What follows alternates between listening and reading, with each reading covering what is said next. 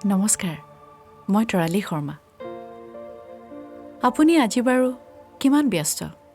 আমি সদায় ব্যস্ত হৈ থাকোঁ, কিবা নহয় কিবালৈ ব্যস্ত। কেতিয়াবা আমি কামলৈ ব্যস্ত হৈ থাকোঁ, কেতিয়াবা আমি ফ্ৰাষ্ট্ৰেশ্যনছবোৰ ব্যস্ত হৈ থাকোঁ, কেতিয়াবা আমাৰ টেনশ্যন, কেতিয়াবা খঙক লৈ ব্যস্ত, কাৰোবাক আমি বেয়া পাওঁ সেয়ালৈ ব্যস্ত, জেলেছ সেয়ালৈ ব্যস্ত, পৰিয়াললৈ ব্যস্ত, ইটো সিটোলৈ ব্যস্ত, আৰু সমাজখনত যিবোৰ ঘটনা ঘটি থাকে সেইবোৰলৈ ব্যস্ত, ছ'চিয়েল মিডিয়ালৈ ব্যস্ত। কিন্তু এই ব্যস্ততাবোৰৰ উপৰিও এখন বৰ ধুনীয়া পৃথিৱী আছে। এই ব্যস্ততাবোৰৰ কাৰণে আমি সেই পৃথিৱীখনৰ কথা পাহৰিয়ে যাওঁ, আৰু সেই পৃথিৱীখনেই হৈছে মৰমৰ, সংগীতৰ। Let's talk about love today.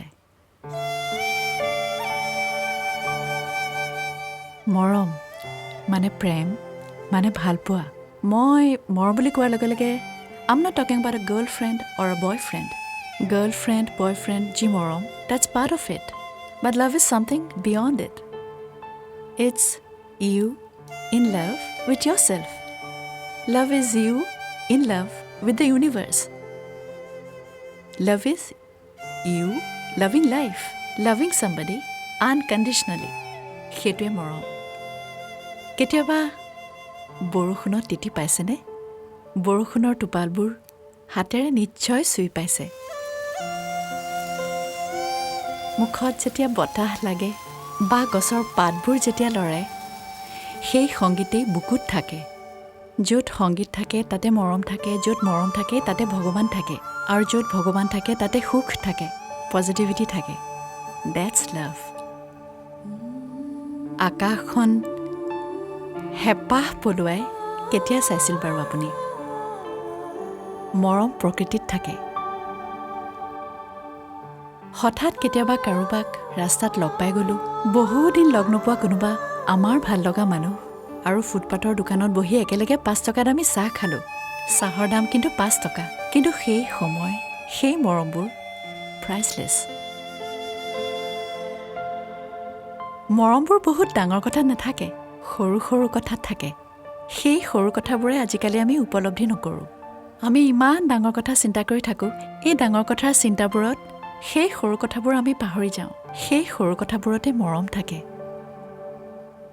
আমি ডাঙৰ কথাবোৰ ভাবোঁ, ডাঙৰ কথা চিন্তা কৰোঁ, ডাঙৰ কথাবোৰৰ পিছত দৌৰোঁ, মেটেৰিয়েলিষ্টিক কথাবোৰ ভাবোঁ। সকলোতে একো একোটা অংক থাকে, এইটো কাম কৰিলে এইটো হ'ব, সেইটো কাম কৰিলে সেইটো হ'ব।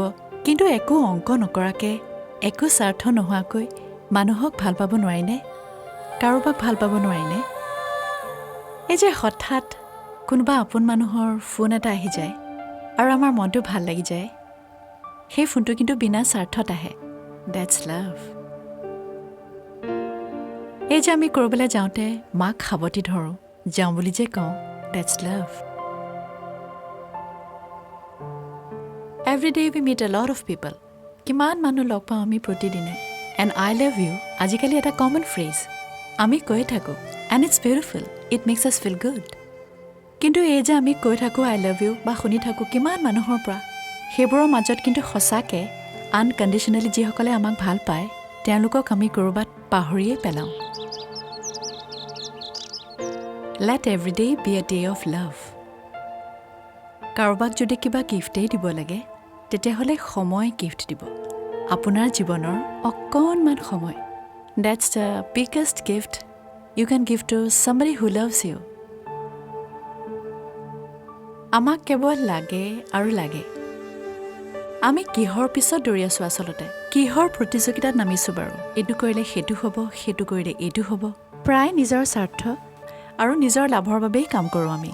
কিন্তু সেই যে পৃথিৱীখন আছে, যিখন পৃথিৱী মৰমেৰে ভৰি আছে, আৰু যেতিয়াই আমাৰ মনবোৰ মৰমেৰে জীপাল কৰি ৰাখিম, তেতিয়াই আমি আমাক শুধৰণি কৰিম, আৰু তেতিয়াই সমাজখন ধুনীয়া হৈ পৰিব। একো একোটা ভাল চিন্তাত এখন সমাজ ধুনীয়া হ'ব পাৰে। কিন্তু সঁচা অৰ্থত নিস্বাৰ্থভাৱে আপুনি কাৰোবাক ভাল পাইছেনে? আচলতে প্ৰত্যেকটো দিনেই ধুনীয়া হ'ব পাৰে যদি মৰমেৰে ভৰি থাকে। এই যে ব্যস্ততাবোৰ, খংবোৰ, ৰাগবোৰ, ফ্ৰাষ্ট্ৰেশ্যনবোৰ, এইবোৰৰ বাহিৰত ওলাই মৰমৰ পৃথিৱীখনত এবাৰ খোজ দিয়কচোন। আপুনি বাৰু বিনা স্বাৰ্থত আপোনাক ভাল পোৱা কাৰোবাৰ কিমান দিন খবৰ লোৱা নাই? আজিয়ে হওকচোন সেই দিনটো।